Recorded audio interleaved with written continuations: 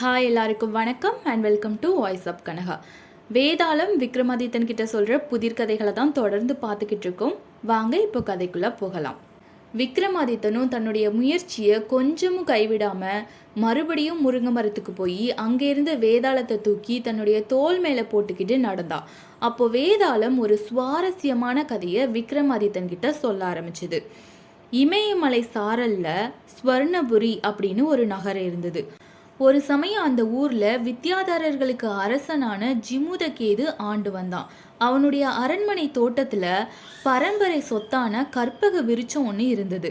அரசன் அதை வேண்டி ஒரு ஆண் குழந்தைய பெற்றெடுத்தான். போதிசத்வரே அவனுக்கு குழந்தையா வந்து பிறந்தாரு. குழந்தைக்கு ஜீமுத வாகனன் அப்படின்னு அரசன் பேர் வச்சான். குழந்தை அஞ்சா நெஞ்சமும் ஜீவ காருண்யமும் தயையும் கொண்டு விளங்குச்சு. அவன் யுத்த வயதை அடைஞ்சதும் தந்தை மந்திரிகளோட கலந்தாலோசித்து அவனை இளவரசனா நியமிச்சாரு.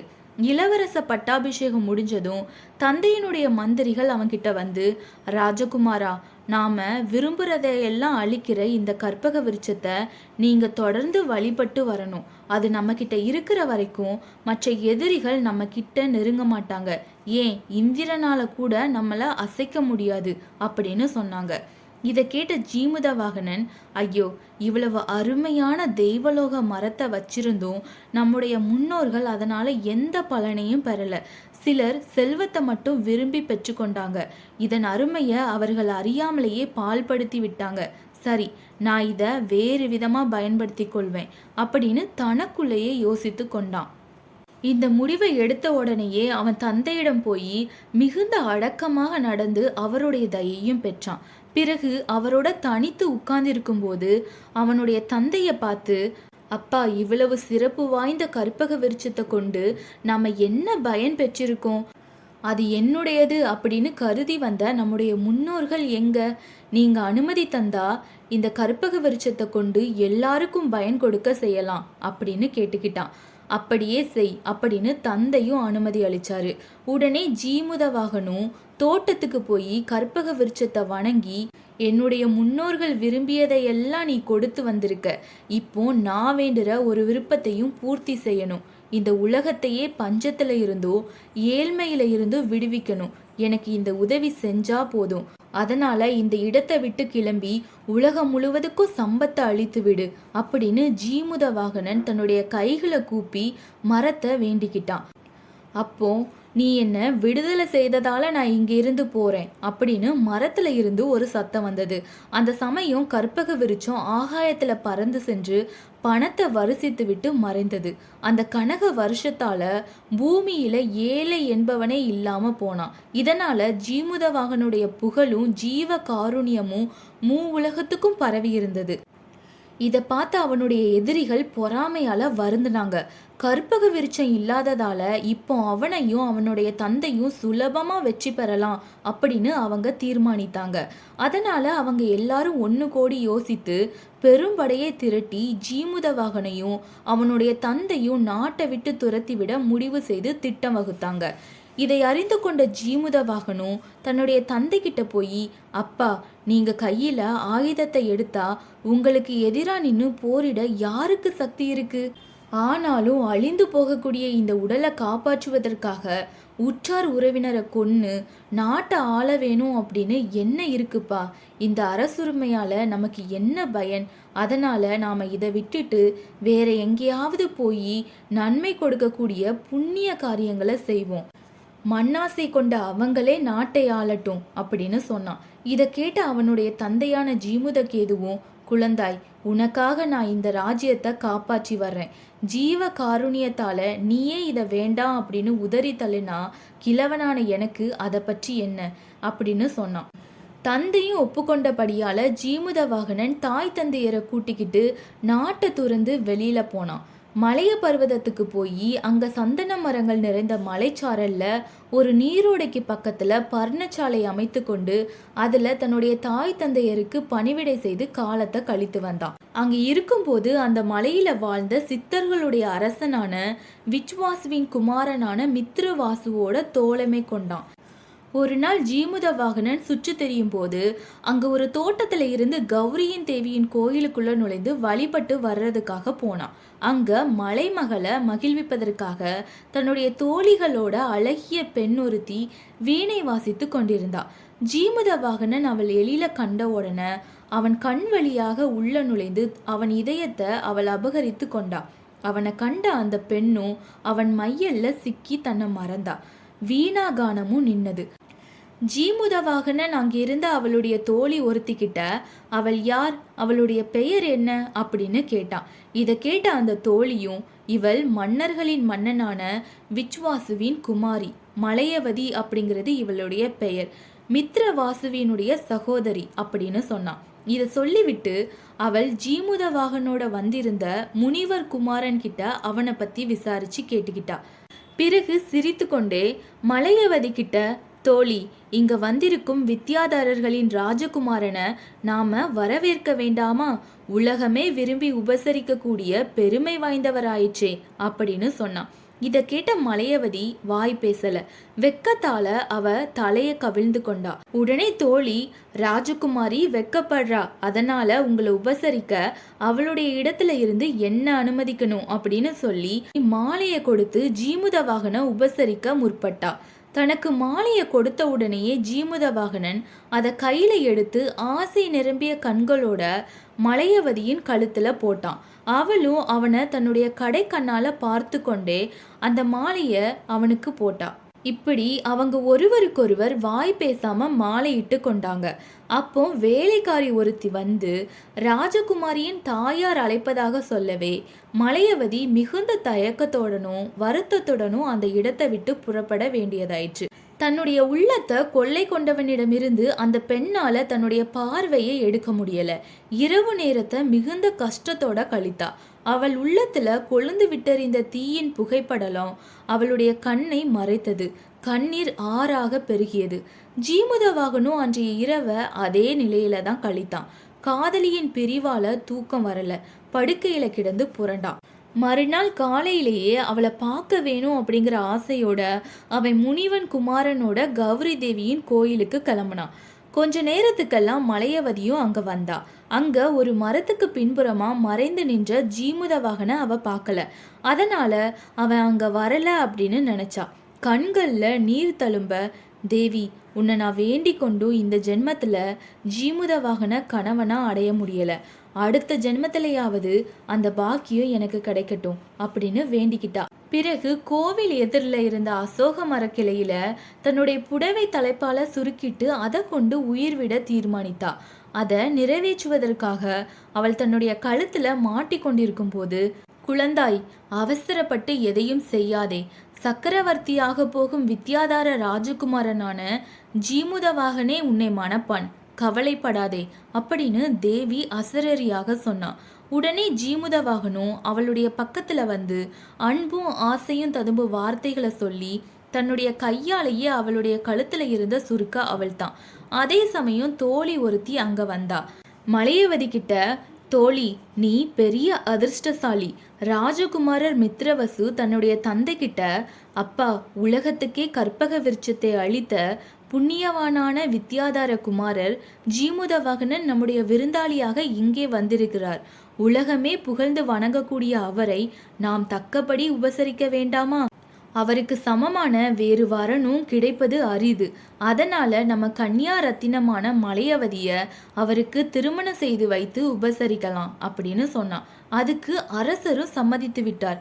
அதனால இது விஷயமா உன்னுடைய சகோதரர் மங்கள செய்து சொல்வதற்காக ராஜகுமாரரை தேடி பர்ணசாலைக்கு போயிருக்காரு. உன்னுடைய விவாகம் சீக்கிரமாகவே நடைபெற்றுவிடும். நீ உடனே அரண்மனைக்கு திரும்பிவிடு. ராஜகுமாரரும் பர்ணசாலைக்கு திரும்பி செல்லட்டும் அப்படின்னு சொன்னான். தோழி சொன்னதை கேட்டதும் அரசகுமாரி சந்தோஷமும் வருத்தமும் கலந்த உள்ளத்தோட அந்த இடத்தை விட்டு கிளம்புனா. ஜீமுதவாகனும் உடனே ஆசிரமத்துக்கு திரும்பி போனான். அங்க மித்ரவசு வந்து சுபசெய்திய தெரிவித்தான். அதை கேட்ட ஜீமுதவாகனன் ரொம்ப சந்தோஷப்பட்டான். அவனுக்கு முன் பிறப்புகளை பற்றிய விவரங்கள் நன்றாக ஞாபகம் இருந்தது. முன் ஜென்மத்துல மித்ரவசு அவனுடைய தோழனாகவும் மித்ரவசுவினுடைய சகோதரியே அவனுடைய மனைவியாகவும் இருந்தாங்க. அந்த செய்தியை ஜீமுதவாகனன் தன்னுடைய தோழனுக்கு தெரிவித்தான். இதை கேட்ட மித்ரவசு மனமகிழ்ந்து அவனை தன்னுடைய வீட்டுக்கு அழைத்து சென்று வித்தியாதரர்களுடைய பெருமைக்கும் சக்திக்கும் ஏற்றவாறு திருமணத்தையும் விமர்சையாக நடத்துவதற்கு ஏற்பாடு செஞ்சான். அன்றைய தினமே திருமணமும் நடைபெற்றது. ஜீமதவாகனும் தன்னுடைய மனதிற்கு இனியவளான மலையவதியை அடைந்து சந்தோஷமா இருந்தான். ஒரு நாள் அவன் மலை பர்வதத்துல வேடிக்கைக்காக பொழுதுபோக்க மித்ரவசுவோட திரிந்து கொண்டிருந்தான். அப்போ கடற்கரையோரமாக இருந்த ஒரு காட்டுக்கு போனாங்க. அங்க ஏராளமான எலும்பு துண்டுகள் குவியல் குவியலா கடந்தது. அதை பார்த்து வியந்த அவனும், இந்த எலும்புகள் ஏது, ஏன் இங்க குவிந்து கிடக்குது அப்படின்னு தன்னுடைய நண்பனை கேட்டான். இதை கேட்ட மைத்துனன், இது பெரிய கதை, இருந்தாலும் சுருக்கமா சொல்றேன் கேளு. நீண்ட காலத்துக்கு முன்னாடி நாகங்களின் தாயான கத்துரு ஏமாற்றி கருடன் தாயான வினதைய வெற்றி கொண்டு அவளை அடிமையா பெற்றா. பிறகு கருடன் தாய அவளுடைய அடிமை நிலையில இருந்து விடுவித்தான். இருந்தாலும் அந்த விரோதத்தால கோபம் கொண்டு கத்துருவின் குழந்தைகளான பாம்புகளை கொன்று தின்று வந்தான். அடிக்கடி பாதாள லோகத்துல புகுந்து நாகங்களை அழித்து வந்தான்.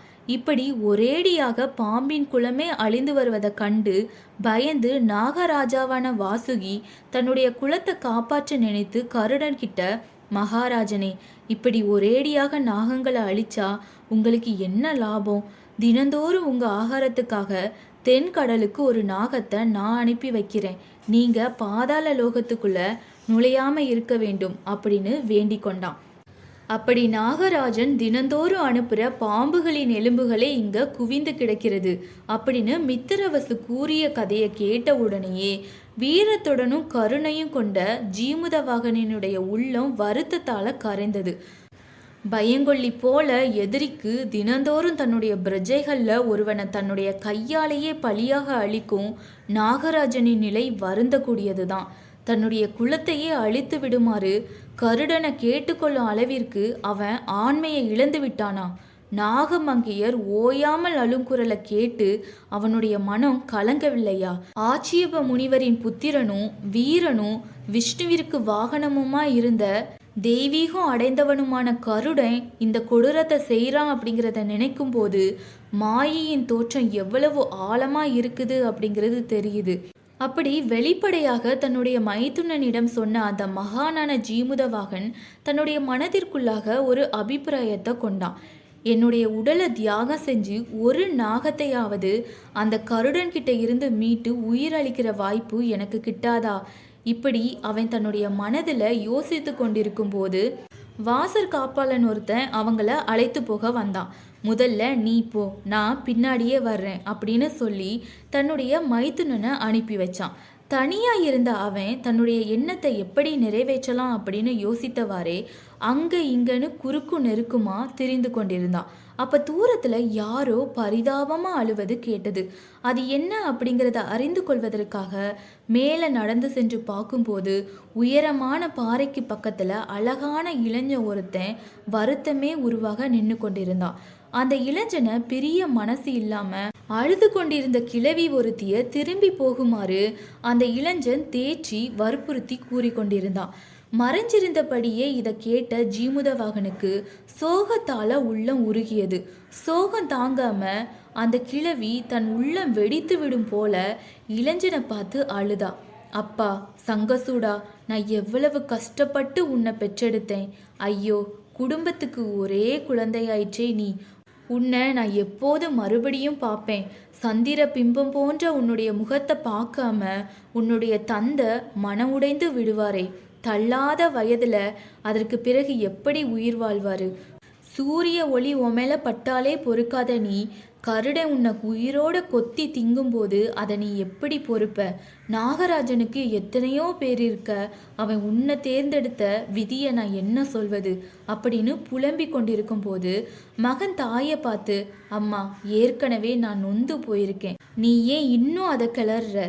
கருடன் வர நேரம் ஆயிடுச்சு, நீ வீட்டுக்கு போ, நான் உன்னை கடைசி தடவியா வணங்குறேன் அப்படின்னு சொன்னான். இதை கேட்ட கிழவி நீர் நிறைந்த தன்னுடைய கண்களால நாலா பக்கமும் பார்த்து, என்னுடைய பிள்ளையை காப்பாற்ற யாரும் இல்லையா அப்படின்னு சத்தம் போட்டு அழுதா. இதையெல்லாம் கேட்டுக்கொண்டிருந்த ஜீமுத வாகனம் தன்னுடைய உள்ளத்துல சங்கசூடன் அப்படிங்கிற இந்த நாகத்தை கருடனுக்கு உணவாக நாகராஜன் வாசுகி அனுப்பியிருக்கிறான் போல. ஒரே மகனான அவனுடைய பிரிவால தாயும் கூடவே வந்து புலம்புறா. என்னுடைய உடலை அழித்து இந்த நாகத்தை மீட்காட்டா என்னுடைய பிறப்பால என்ன பயன் அப்படின்னு தனக்குத்தானே நினைத்து கொண்டான். பிறகு மலர்ந்த முகத்தோட கிழவிக்கிட்ட போய், அம்மா உங்க மகனை நான் காப்பாற்றுறேன் அப்படின்னு சொன்னான். இதை கேட்ட கிழவி கருடனே வந்துவிட்டான் அப்படின்னு நினைச்சு மிரண்டு போய், கருடா என்ன விழுங்கி விடு அப்படின்னு கூச்சல் போட்டா. இதை பார்த்த சங்கசுடன், அம்மா இது கருடன் அல்ல, சந்திரன் போன்ற குளிர்ச்சி தரும் இந்த உருவத்துக்கும் பயங்கரமான கருடன் உருவத்துக்கும் பெரிய வித்தியாசம் இருக்குமா அப்படின்னு கூறி தேய்ச்சினான். அப்போ ஜீமுத வாகனன், அம்மா நான் ஒரு வித்யாதரன், உங்களுடைய மகனை காப்பாற்றுவதற்கு தான் இங்கே வந்திருக்கேன். கருடன் பசிக்கு என்னுடைய உடலை அர்ப்பணிப்பேன். உங்களுடைய மகனை அழைத்து கொண்டு நீங்கள் வீட்டுக்கு போங்க அப்படின்னு சொன்னான். இதை கேட்ட கிழவி, ஒரு காலம் முடியாது, நீயும் என்னுடைய மகன்தான். இந்த கஷ்டத்தில் எங்களுக்கு ஆறுதல் அளித்த உன்னை வேறு விதமாக கொல்ல முடியாது அப்படின்னு சொன்னான். சங்கசூடனும் மறுத்துட்டான். ஒரு சாதாரண கல்லுக்காக உயர்ந்த ரத்தின கல்லை யாராவது இழப்பாங்களா? என்ன போல என்னுடைய நிலையை குறித்து வருந்துற மக்கள் உலகத்தில் ஏராளமாக இருக்காங்க. ஆனால் உங்களை போல பிறருக்காக இறங்குறவங்க ரொம்ப குறைவு அப்படின்னு சொன்னான். பிறகு அவன் தன்னுடைய தாயை பார்த்து, அம்மா கோரமான இந்த பொட்டலை விட்டு உடனே புறப்பட்டு திரும்பி போமா. இந்த கொலைக்களத்தை பார்க்கறதுக்கே பயமா இல்லையா?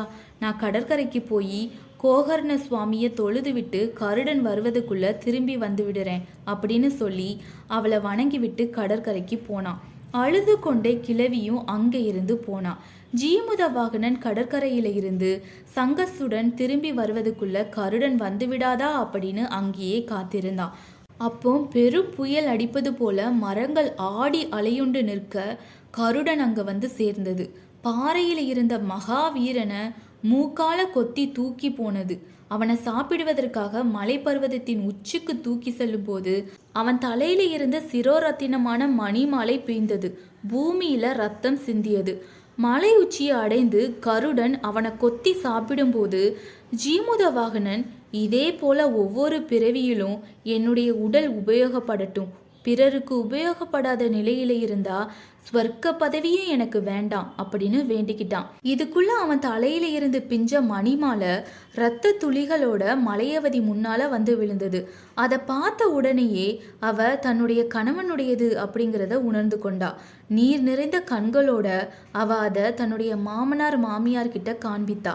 அவங்களும் தங்களுடைய தப வலிமையால ஞான திருஷ்டி மூலமா நடந்ததை அறிந்து மருமகளை அழைத்து கொண்டு கருடன் இருக்கும் இடத்துக்கு வந்தாங்க. கோகர்ண பூஜையை முடித்து கொண்டு திரும்பி வந்த சங்கசுடன் பாறையில ரத்தம் சிதறியிருப்பதை பார்த்து பதறி போயிட்டான். ஐயோ, பழி சூழ்ந்து கொண்டு விட்டதே, அந்த மகான் எனக்காக தம்மையே கருடனுக்கு அர்ப்பணம் செய்து கொண்டு விட்டாரே, அவரை கருடன் எங்க தூக்கிட்டு போனானோ அப்படின்னு கதறினான். இதெல்லாம் நடந்துக்கிட்டு இருக்கும்போது ஜீமுத வாகனனை திங்கும் போது அவன் சந்தோஷமா இருக்கிறத பார்த்த கருடன் வியந்து, இது என்ன ஆச்சரியமா இருக்குதே, உயிரோட வைத்தே அழகுனால நான் கொத்தி திங்கும்போது சிரித்த முகத்தோட சந்தோஷமா என்னையே பார்த்து கொண்டிருக்கிற இவர் ஒரு மகா புருஷனாதான் இருக்கணும், நாகமா இருக்கவே முடியாது அப்படின்னு தீர்மானித்தது. அப்போ ஜீமுத வாகனன், பசி ராஜனே, ஏன் நிறுத்தி விட்டீர்கள்? என்னுடைய உடல்ல மாமிசமும் இரத்தமும் இன்னமும் அதிகமாகவே இருக்கு, தங்களுக்கு திருப்தி ஏற்படல, அதனால சாப்பிடுங்க அப்படின்னு வேண்டிக்கிட்டான். இதை கேட்ட கருடன் ஜீமுத வாகனனை பார்த்து, நீ நாகம் இல்லை, நீ யார் அப்படின்னு கேட்டது. இதை கேட்ட ஜீமுத வாகனன், இது என்ன கேள்வி, உண்மையிலேயே நானும் ஒரு நாகந்தான், எடுத்த காரியத்தை முடிப்பதே அறிவுடையவங்களுக்கு அழகு அப்படின்னு சொன்னான். இந்த நிலையில சங்கசுடன் அங்க வந்துட்டான். தூரத்துல இருந்தே அவன், பசிராஜனே, அவசரப்பட்டு பாவச் செயல் எதையும் செய்யாதே, மாயையில் மூழ்கி விட்டாயா, உங்களுக்காக நியமிக்கப்பட்ட நாகம் நான் தான், அவர் நாகம் இல்லை அப்படின்னு கூறிக்கொண்டே வந்தான். அந்த சமயத்துல ஜீமுத வாகனுடைய மனைவியும் பெற்றோர்களும் அந்த இடத்துக்கு வந்துட்டாங்க. ஐயோ ஜீமுத வாகனா, அடுத்தவங்களுக்காக உன்னுடைய உயிரையே தியாகம் செஞ்சிட்டியே, பசிராஜனே, இப்படி அக்கிரமம் செய்ய உனக்கு எப்படிதான் மனம் வந்தது அப்படின்னு சின்ன பின்னமா கிடந்த அவன் உடலை கண்டு அலறுனாங்க. அதை கேட்ட கருடனும் ரொம்பவும் வருந்தி, மாய தோற்றத்துல நான் போதிசத்துவ அவதார புருஷனையே சாப்பிட்டு விட்டேனே, பிறருக்காக தம்முடைய உயிரை தியாகம் செய்யும் ஜீமுத வாகனரே இவர், இப்போ இவரே இறந்து விடுவார், என்னுடைய இந்த பாப உடலையும் தீக்குளித்து விட வேண்டிய தருணம் வந்துவிட்டது அப்படின்னு தனக்கு தானே கூறிக்கொண்டது. இதை கண்ட ஜீமுத வாகனின் பெற்றோர்கள் வருத்தம் தாங்காம அழுதாங்க. சங்கசூடனும் தன்னுடைய அஜாக்கிரதைக்காக தன்னை நொந்து கொண்டான். ஆனா மலையவதியோ தொண்டை அடைக்க நான் தழுத்தழுக்க அவளுக்கு முன்னாடி வரமளித்த அம்பிகையை பார்த்து, தேவி கௌரி, அன்னைக்கு ஒரு நாள் எனக்கு வித்யாதார அரசர்கள் எல்லாருக்கும் சக்கரவர்த்தியாக இருக்க போகிறவனே கணவனாக வாய்ப்பான் அப்படின்னு அருளினாயே, அது இப்போது பொய்த்து விட்டதே அப்படின்னு கதறினான். அப்போ தேவி தோன்றி, குழந்தாய், நான் சொன்னது பொய்யாகாது அப்படின்னு சொல்லி தன்னுடைய கை கமண்டலத்தில் இருந்த அமிர்தத்தை எடுத்து ஜீமுத வாகனன் உடல் மேல தெளித்தா. உடனே அவனும் தன்னுடைய உடல் காயங்கள் எல்லாம் மறைந்து முன்பை விட அழகோட உயிர் பெற்று எழுந்தான்.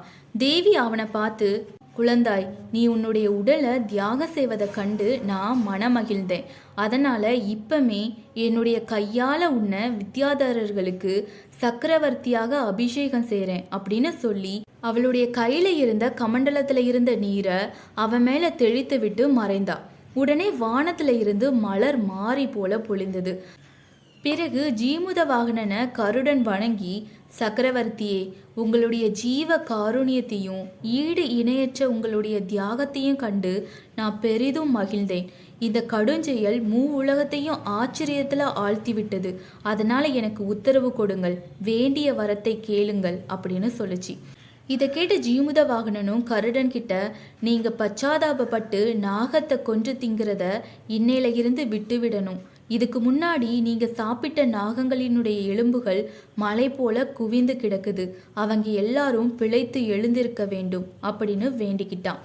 அப்படியே கருடனும் அருளவே அந்த வரத்தின் மகிமையால கருடனால முன்னாடி உயிரிழந்த நாகங்கள் எல்லாம் உயிர் பெற்று எழுந்தது.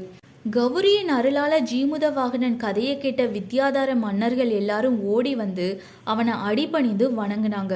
கருடன் புறப்பட்டு போன பிறகு உற்றார் உறவினர்கள் புடைசோல அவனை அவர்கள் இமயமலைக்கு அழைத்து சென்று கௌரியே தன்னுடைய கையால அபிஷேகம் செய்தபடி சக்கரவர்த்தியாக அமர்த்தினாங்க.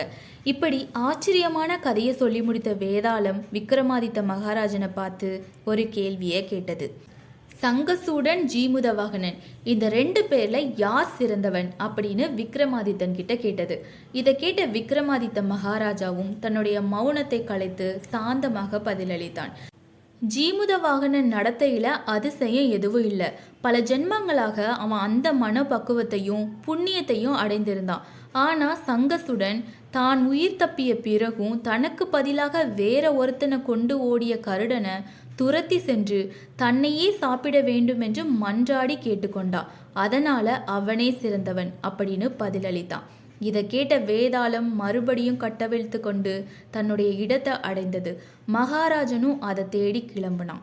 இன்னைக்கு வேதாளம் விக்ரமாதித்தன் கிட்ட சொன்ன இந்த இன்ட்ரெஸ்டிங்கான கதை உங்களுக்கும் பிடிச்சிருக்குன்னு நம்புறேன். இன்னொரு இன்ட்ரெஸ்டிங்கான கதையோட அடுத்த வீடியோவில் பார்க்கலாம். நன்றி.